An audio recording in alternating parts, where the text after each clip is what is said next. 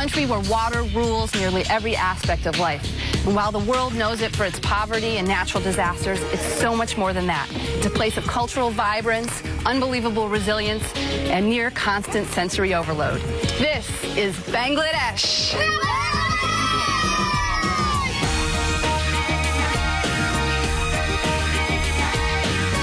Wedged between India and Myanmar, Bangladesh spreads across a delta of rivers that spill into the Bay of Bengal.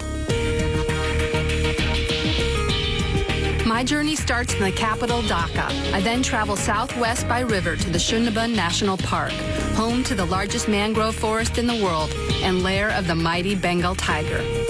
I then head north to the flood-prone villages off the Yamuna River before moving eastward across the country to the hilly tea estates of Srimangal. For the final leg of my journey, I take a train south to the coastal city of Chittagong and finish at the relaxing beach resort of Cox's Bazar.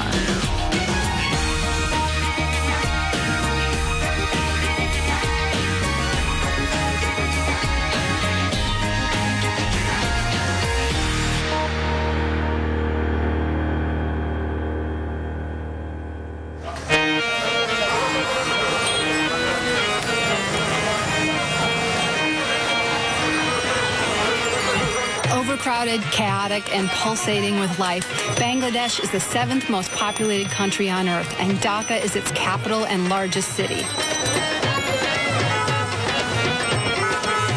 Situated on the Burra-Ganja River, Dhaka first rose to prominence in the 17th century as a regional capital under the Mughal emperors of India.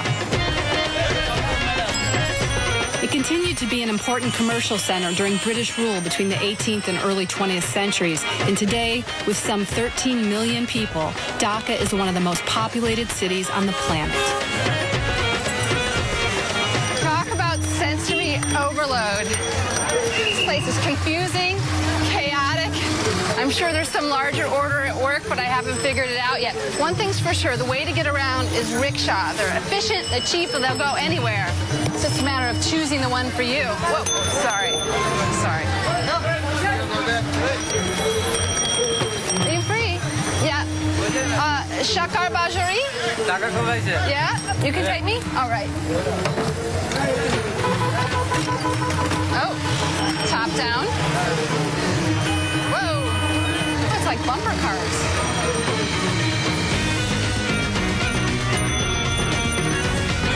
Remarkably few potholes, I have to say. Whoa! With over 600,000 rickshaws operating in the city, it's no wonder Dhaka is known as the rickshaw capital of the world. And a ride around town is a great way to get a feel for the city and meet the locals. Driving a rickshaw in this city is not for the faint-hearted. It requires skill, patience, and incredible endurance. I'm up for the challenge. Whoa! Student driver, look out! Look out! Do we need to signal? Oh, geez. Oh, sorry. Everybody okay? Just a minor fender bender. We're okay. Uh-oh, it's the cops. In recent years, millions of job-seeking Bangladeshis have poured into Dhaka from villages around the country, giving rise to some groundbreaking and creative employment initiatives, and turning the country into one of the fastest developing nations in the world. Bangladesh leads the way in innovative microfinancing, and its sprawling garment industry services the globe. But nothing here is tossed aside when it comes to job creation. Recycling has turned waste into a business opportunity for many of the country's poor, and even the humble rickshaw provides a living for more than just its driver. The rickshaws of Dhaka are functional, of course, but they're also works of art. I mean, check this out. It's like a melee of color and craftsmanship. Every bit is decorated. First, you have these sort of plastic jazz balls, we'll call them. Look at the fender, intricately painted. And this, recycled bits of plastic sewn just perfectly into images. Not a single inch of real estate left untouched. And look at the seat, flowers painted on vinyl, images of movie stars, the pop culture here, kind of Bollywood-ish. But the real biggie, where the masterwork goes, is on the back panel. It's made of metal, hand-painted, and in this case, an image of the Taj Mahal. It's gorgeous. Rickshaw art is inspired by all the dreams of the working class, but it wasn't taken seriously as an art form until foreigners started to buy it right off the rickshaws.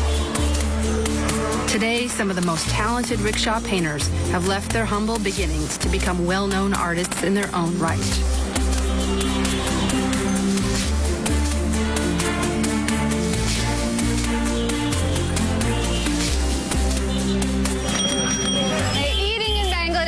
Tricky business. The best thing to do is get some local intelligence, find out the best restaurant, and pay a little extra attention to hygiene because as travelers, we're a little susceptible to intestinal distress.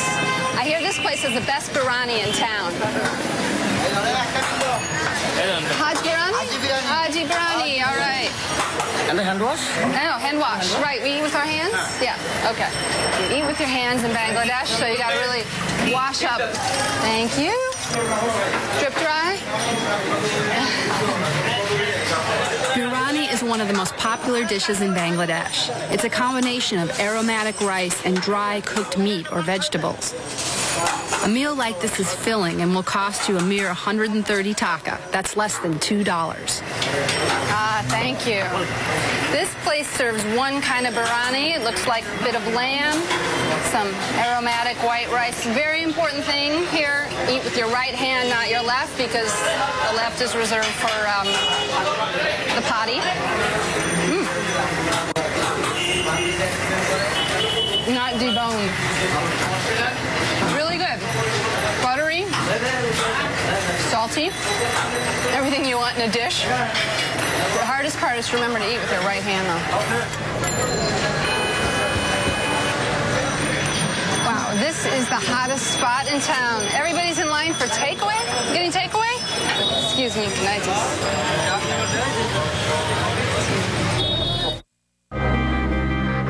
Bangladesh is a country of low-lying wetlands and river deltas. Its extensive network of waterways is ideal for travel, and Sadargat Boat Terminal, right in the heart of the capital, is Dhaka's answer to Grand Central Station. You can catch boats to many parts of the country here. All you need is a little patience and perseverance.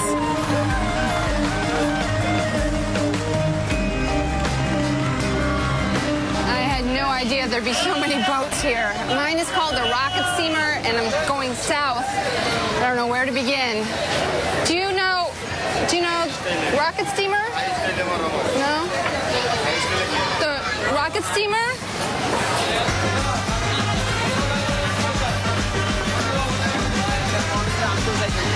I bet this is it.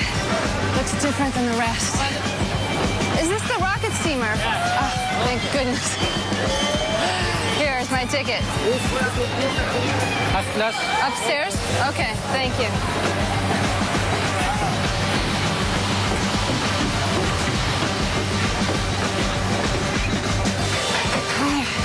Welcome, you see your ticket? Yeah? You know where the rooms are? Okay, excellent. Oh, this is pretty fancy. Nice. So far, so good. This is it. Thank you very much. Oh, look at this sweet little room. I got a bunk, sink, television, and the magical, invisible thing is there's air conditioning in here. Hate to be a lame Westerner, but I'm so glad. I'm gonna go watch the launch.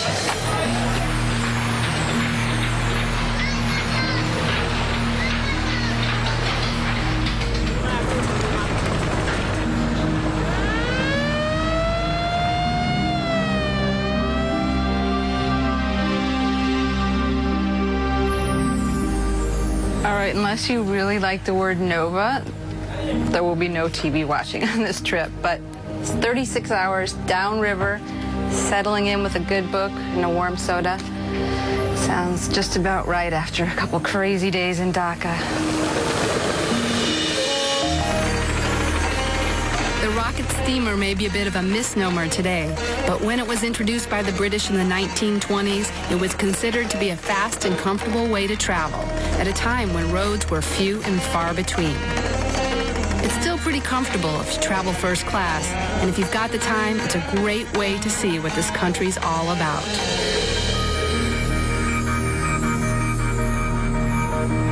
It's not till you get out of the city and get on the water that you realize how fundamental water is to this country. I mean, it's everything, it's everywhere, it's life, and sometimes it's death. The volatile nature of the country's relationship with water governs the lives of every Bangladeshi, whether they like it or not.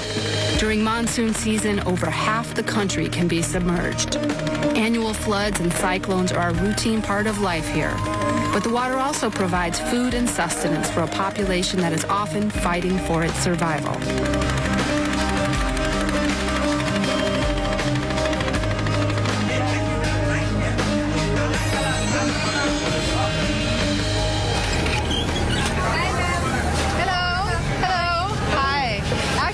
This is not a tourist boat, and few people can afford to stay in the kind of swanky accommodations I have back there.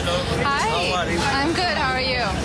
Most folks stay out on deck, spread out their blankets, something like the equivalent of $3 a night, and despite the heat, which I promise you is intense, pretty cheerful out here.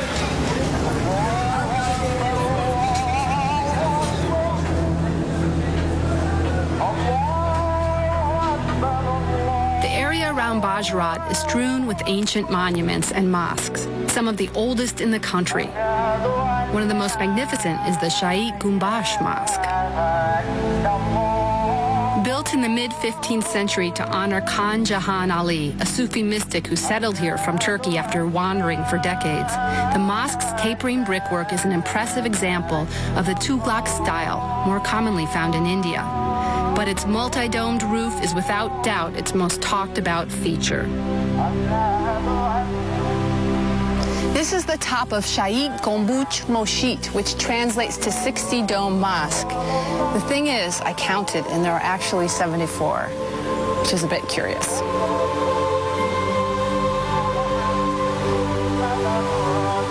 Barely a stone's throw from the mosque is the tomb of Khan Jahan, another beautiful example of 15th century Islamic architecture. Khan Jahan is still highly revered in this part of the world, and his tomb, built near a crocodile-infested river, is a popular pilgrimage site for his followers. Legend has it that Khan Jahan Ali arrived here riding two crocodiles. These days, the waters are filled with real live crocs, and pilgrims come to touch them and get a blessing, feed them, touch them, and making a food offering.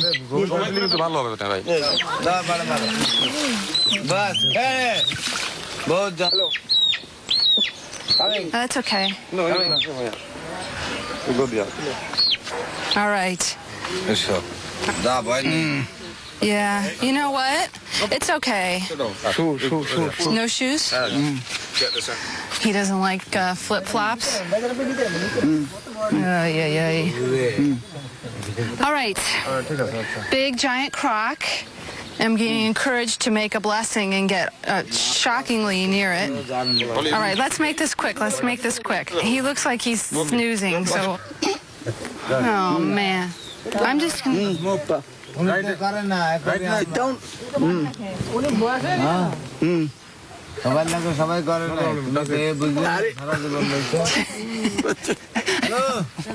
It's amazing how strong you can be in trying circumstances. No problem. Let's go for it.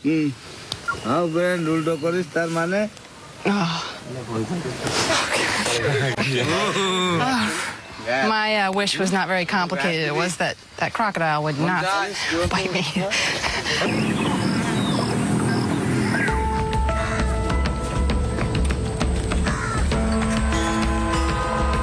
How about you? Hi, good morning. Nice to meet you, Holly. Nice to see you. Thank you.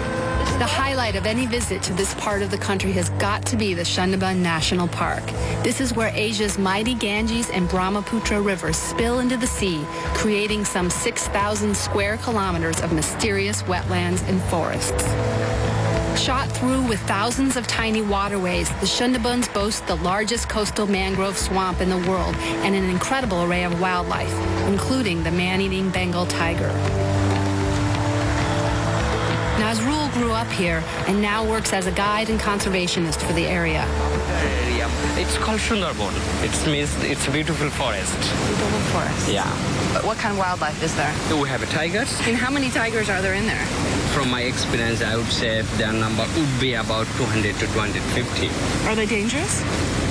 Well, it depends where you are traveling. If you go to the western part of the Sundarban, most of the tigers are man-eater. So some of them have a taste for humans Human and some blood, of them don't. some of them. And is it a thing where like if they get a taste, it changes them? Well, or? basically, if tiger get a flash of the blood, it's a tasty blood, it's tasty meat, and it's very difficult to come back to their normal, behaviors or lives.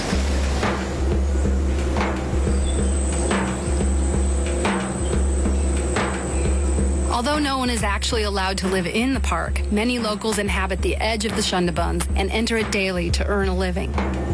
One of the most common activities here is honey collecting. It's like quicksand. And Nazrul is taking me on a honey hunt with some local villagers.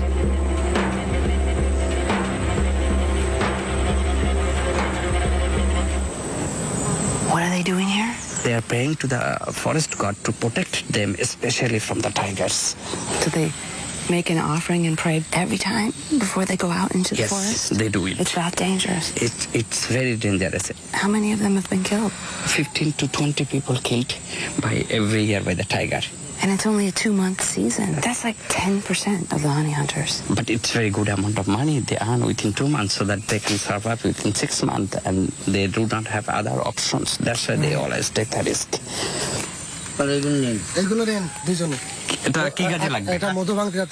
We need to put this local tower around our neck because most of the time tiger attacked from the back. And what's the stick for?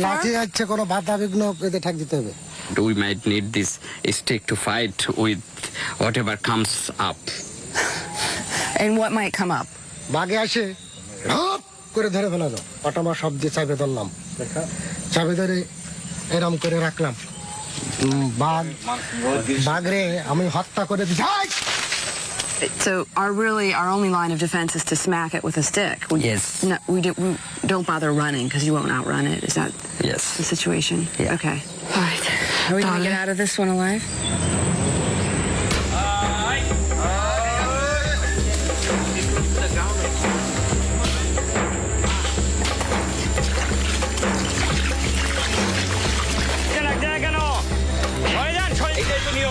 Being so focused on finding a hive, the honey collectors are particularly vulnerable to tiger attack.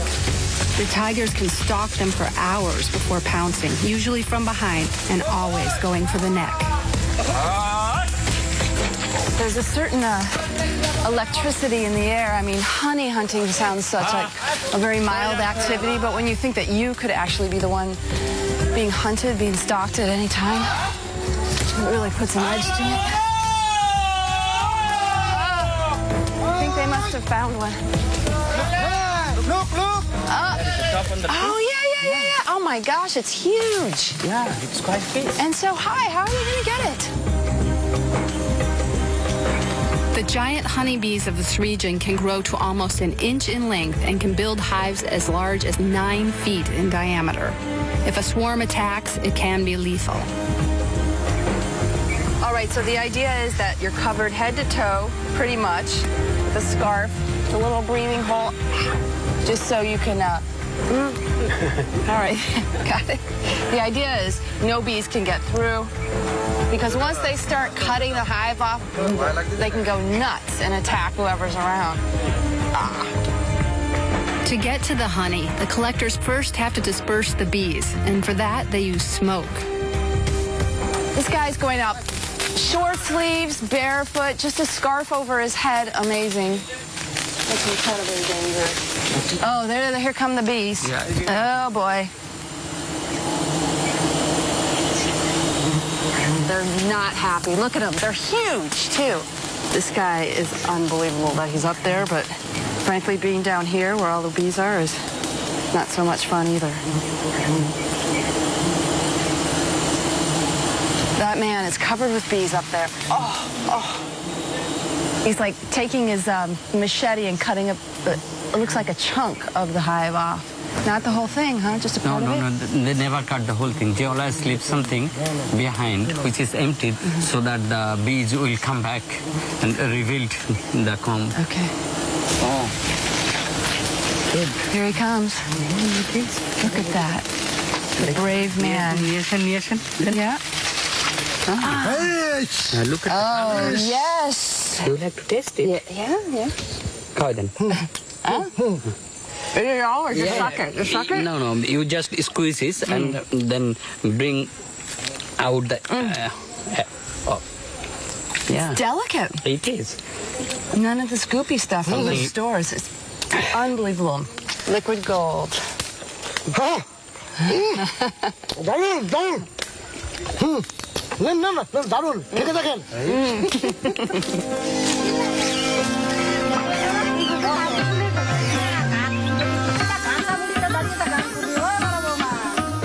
Now, the people here aren't just honey hunters, they're fishermen too. The river is teeming with fish, and they have this unusual, ancient way of catching them. It involves an alliance between man and critter, which I hear right now.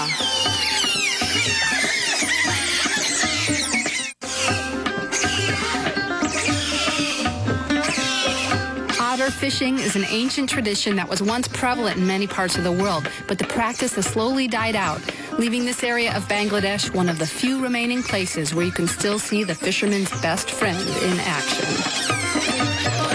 Whoa! Seems to be yet another example of Bangladeshi-controlled chaos. Fish on!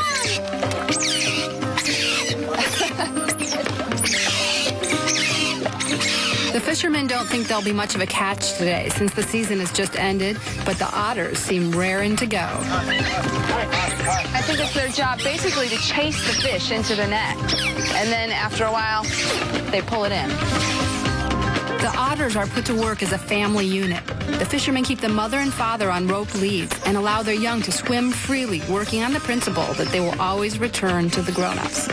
But these pups are fishing for the first time, and things are not going as planned. The little babies over on shore, and the fishermen are worried they're going to get lost. So what's going on now has nothing to do with fishing, actually. It's a bit of a rescue mission.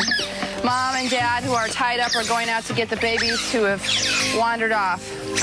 I think it's going to be a happy ending. Here they come. All right.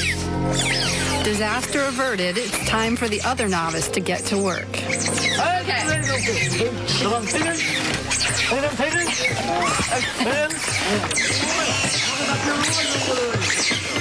The idea is you jiggle the end of the net, or you get some other sucker to do it while you just hang out and have a cigarette. Judging by our take, it looks like my fishing skills might have more in common with the baby otters than the old pros. It's not a big payoff, actually. Here was the catch.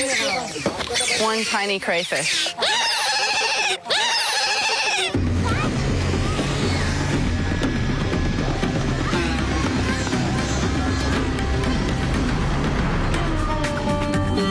I'm traveling upriver to the floodplains in the northwest of the country.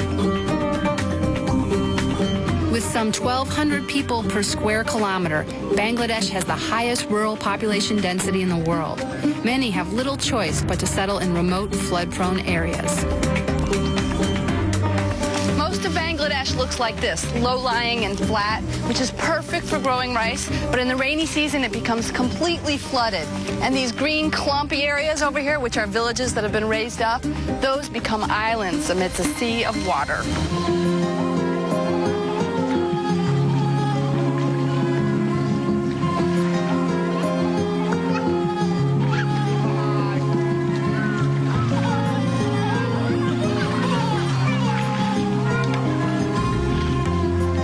Into the northwest of the country, the problems of flooding become more pronounced. In the summer months, rivers overflow with water rushing down from the melting glaciers of the Himalayas.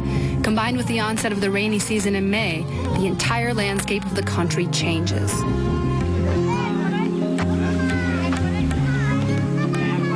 Villages built on silty land today may be washed away tomorrow. It's a precarious life requiring a flexible relationship with water, something the Bangladeshis have embraced with surprising ingenuity.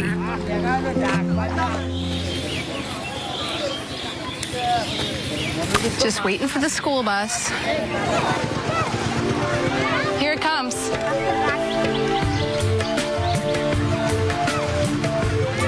The onset of the monsoon here in the northwest of the country has meant that many children are unable to get to their school for several months of the year. So the community has come up with another solution: bring the school to them. Each day, this floating school and many others like it travel up and down flood-prone rivers, collecting students and conducting classes on board. Lessons in Bengali, English, and mathematics are taught, as well as basic computer skills. And what's even more impressive is it's all run on solar power. Well, this brings back some memories. Mazhare. Jalozan. Yeah, I got it. A little bit. Okay, now it's time to see how the class fares in my language. Thank you for letting me come to your class. I can see you all work very hard. What do you want to be when you grow up? A doctor. Very good. And how about the girls? Teacher. You want to be a teacher? Now I'm going to teach you an English expression. I go to a floating school. It is cool. Excellent. Your English is great.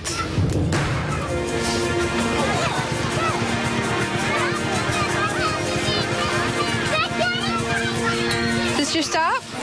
Bye-bye, you guys. Bye-bye. Bye-bye. Take care. Bye-bye. Trying to catch a bus. It's kind of mad around here. This to Dhaka. Yeah. Oh, this way? It's full? Okay. Up there? Oh, my. All right.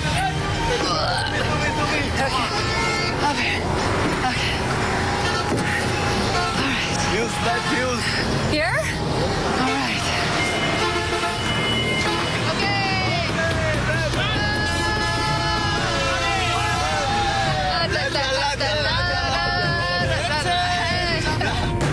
I'm heading eastward across the country, stopping at the snake charmer village of Pottabadi, just outside Dhaka, before pushing on to the tea plantations of Shrimangal in the hilly northeast.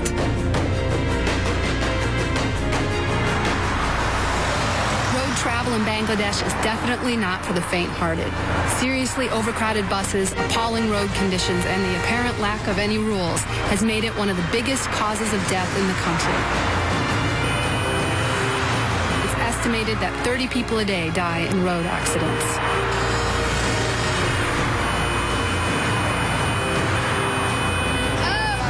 It seemed like a good idea at the time. No problem. If you do decide to travel by road, it's best to avoid going after dark, as the dangers multiply.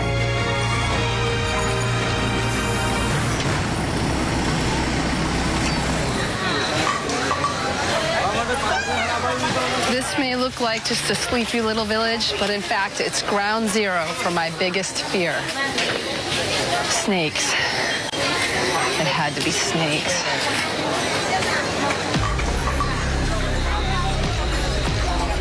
Pottabadi may be a tiny village, but it's a big deal in the snake trade.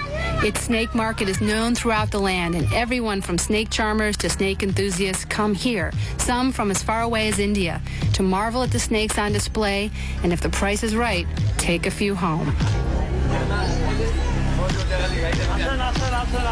I'm not in the market, I'm just visiting. Part of being on the road is, embracing your fears, but this is a bit much. Oh, look at that thing. Oh, no. Now that, for sure, is a poisonous one. You think this is funny? Okay, time to confront my phobia head on. Okay, how much? Oh, 300 taka. 300 DACA. $5. Let's see your most expensive snake. No, The mighty King Cobra. King Cobra. How much for that King Cobra? 600 taka. 600 DACA, about $10 each. He's not messing around with this one. Highly poisonous. 6,000 people a year die in Bangladesh of snake bites. So, you know, fear, reasonable. Oh, that's an ugly one. What do you want me to do? Hold it?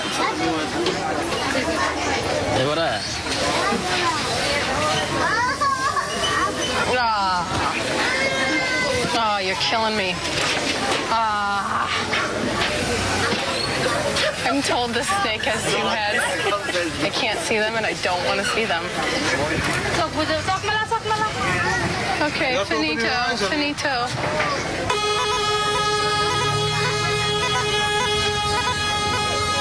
The majority of buyers here are snake charmers, and the king cobra is their serpent of choice because of its terrifying stance when threatened.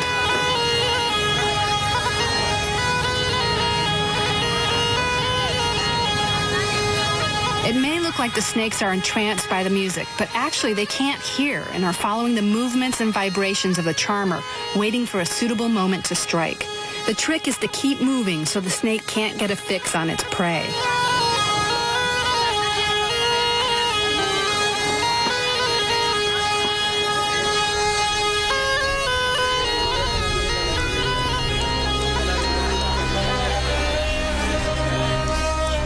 Snakes are just one way the people of this village earn a living.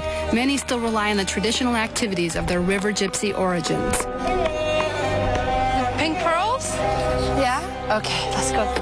The waters of this region create a special kind of pearl, famous for its pinkish hue. The pearls occur naturally in river mussels and have provided gypsy communities across the country with a good living for generations. Sadly, demand for the pink pearl has dwindled as cheaper synthetic pearls from China flood the market. But you can still find a handful of people who refuse to give up their search for the real McCoy.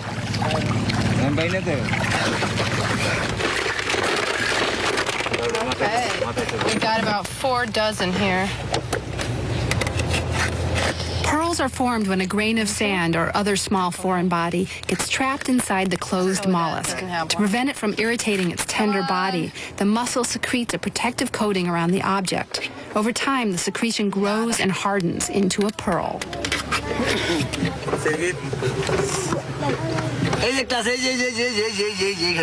Ah, look at that. That's a whopper.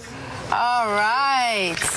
Oh, my gosh. You got another one. Fantastic.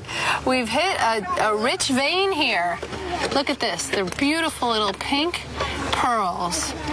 Some good payoff. Yeah? Yes. A lot of work for a little gem, but I think worth it in the end. I'm continuing east to Shrimangal, center of tea country. The Northeast is like nowhere else in Bangladesh. Its tranquil forests and green hills are a welcome change from the flat landscape and overcrowded cities in the rest of the country. I opted for a night of peace and quiet in one of these eco-huts just outside Shrimangal. The truth is, traveling in Bangladesh for a Westerner can be a little tough. I mean, you lose tons of weight. The heat is pretty relentless. And the idea of personal space, kind of non-existent.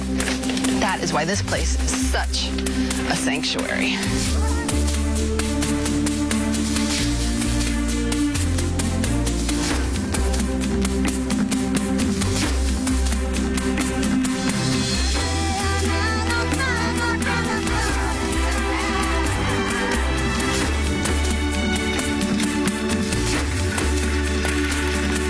The countryside outside Shrimangal is perfect for growing tea, and that's just what's been going on here for over 100 years. Tea production was introduced to Bangladesh by the British in the middle of the 19th century. Today, the country produces about 55 million kilograms of tea annually. And although it may not be as celebrated as its Indian neighbors in Assam, the tea here is reputed to make a fine cuppa. I'm going tea picking on one of the best-known plantations in the area, the Zareen Estate. Nope, that's not a good one, is it?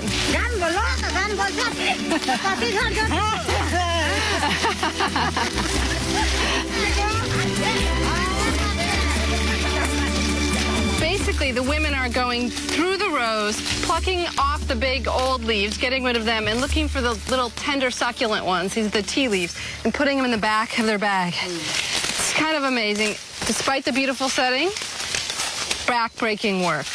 Really tough. Peak season, the quota for these women is 23 kilos of tea leaves a day. That is a huge amount. I've been at it for, I don't know, maybe an hour, and I've got, yeah, not much. Part of a kilo. Yeah, she's stuffing my bag because I'm not finding very many good ones.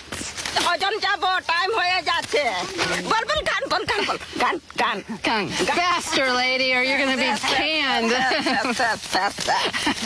Harder, faster, more. Same all over the world, I guess. She's our lead singer over here. Can you do that song again?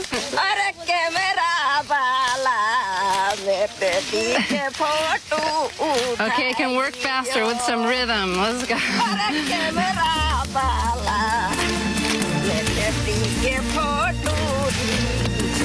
Okay, end of the day. We're going to weigh our booty for the day. I think I was a weak link, but maybe we'll get the quota.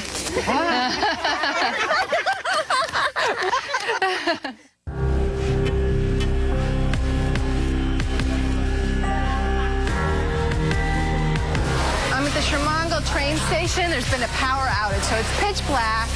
There's usually a backup generator, but it's not kicking in tonight. I'm supposed to take an 11:30 train, but I don't know. It doesn't look like anything's happening around here. Someone said it might come at 12 or 1. I think I'm in for a long night. Power cuts are a daily occurrence across the country, and it can last for hours at a time. Oh, sorry. As a Westerner in a remote train station, I'm an unusual sight. I don't know if you can see lots of crowds gather. And sometimes it's unnerving, the staring and stuff, but people are so kind and non-threatening that it doesn't feel scary or anything like that. It's just a little weird sometimes. The power was out for an hour. I got another hour to wait.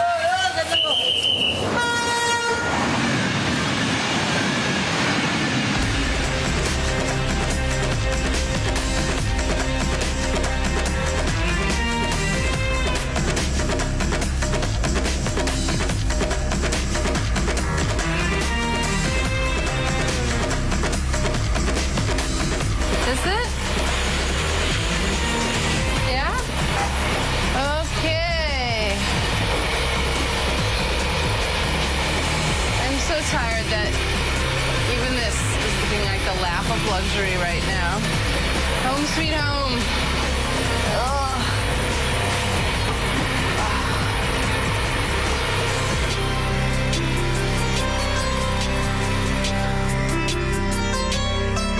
I'm taking the train southeast to Bangladesh's second largest city, Chittagong, before finishing my journey just a few miles from the border with Myanmar in the coastal resort of Cox's Bazar.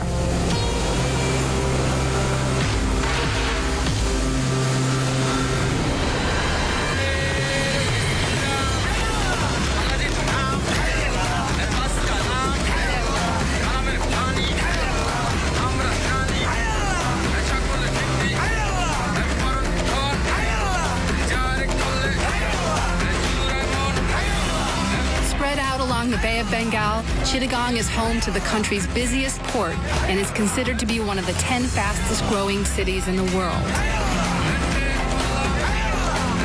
It's also host to one of the most extraordinary maritime industries you're ever likely to see. Chittagong is best known as a ship graveyard. Every year, dozens of boats come from all over the world. Luxury liners, oil tankers, tugboats, you name it, it's out there. And they come here to be broken apart and dismantled.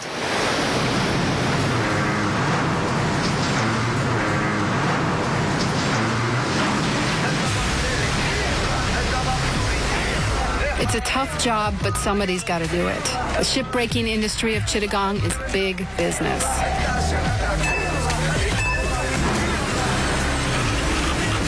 Employing more than 20,000 people to dismantle ships weighing as much as 60,000 tons, it's an important part of the Bangladesh economy.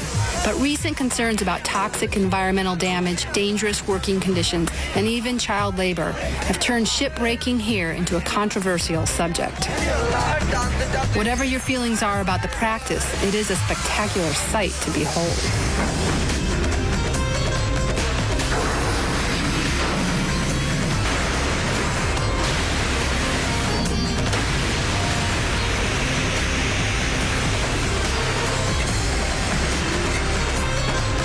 Despite its notorious reputation, shipbreaking is a recycling success story. The scrap metal from the ships provides the country with 80% of its steel, and just about everything else is reused and resold. The bulk of it finding its way here along a 10-mile stretch of road between the shipbreaking yards and the city. Is really wild. It's where you can go to buy anything from a ship. You can get a searchlight, life preserver, even a ship's engine. So if you got a thing for the nautical, this is the place for you.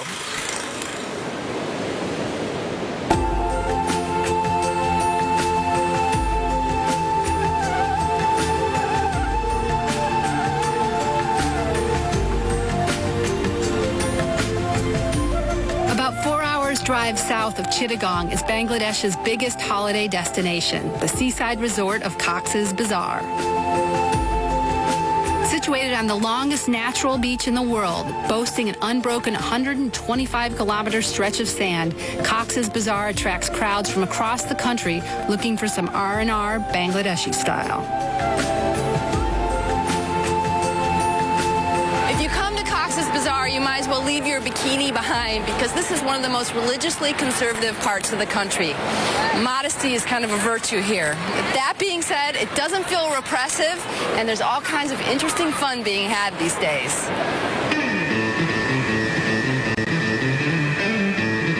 Believe it or not, Cox's Bazar has started to appear on the global surfing circuit, and it's all because of one man, Bangladesh's very first surfer, Jafar Alam.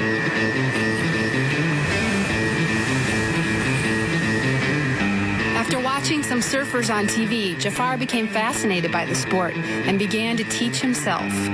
15 years later, and Jafar has competed in surfing events around the world and even started his own surfing school right here in Cox's Bazar.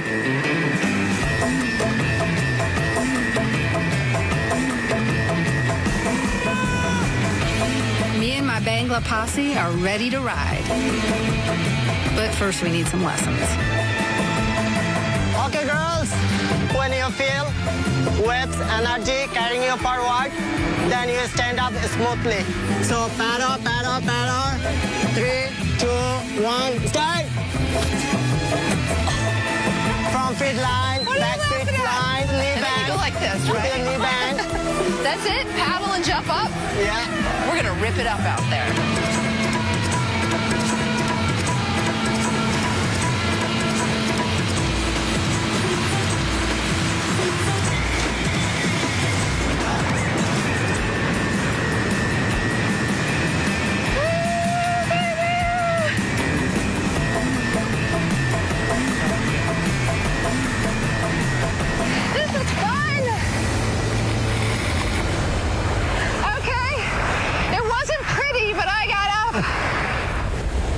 Thank you for that. That was so much fun. You're welcome. So how big is surfing in Bangladesh now? Oh, now it's boys and girls 130. Is it unusual for girls to be surfing? Yeah. They were ripping it up out there. Oh, yeah, but sometimes they got a problem, their parents, because the Muslim family, It's like prohibited. They're not allowed. They're breaking the rules. Yeah. Yeah. Do you like surfing? Yes. Yes? So they're the first wave, the first generation of women surfers in Bangladesh. Yes. They're pioneers. Yeah. They are. You guys are surfing pioneers in Bangladesh.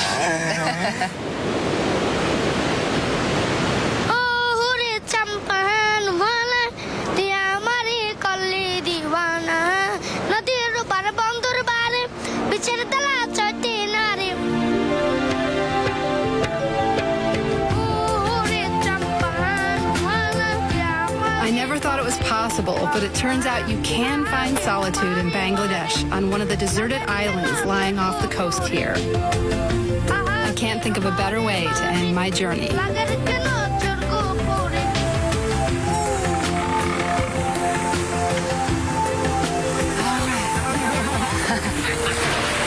Thank you.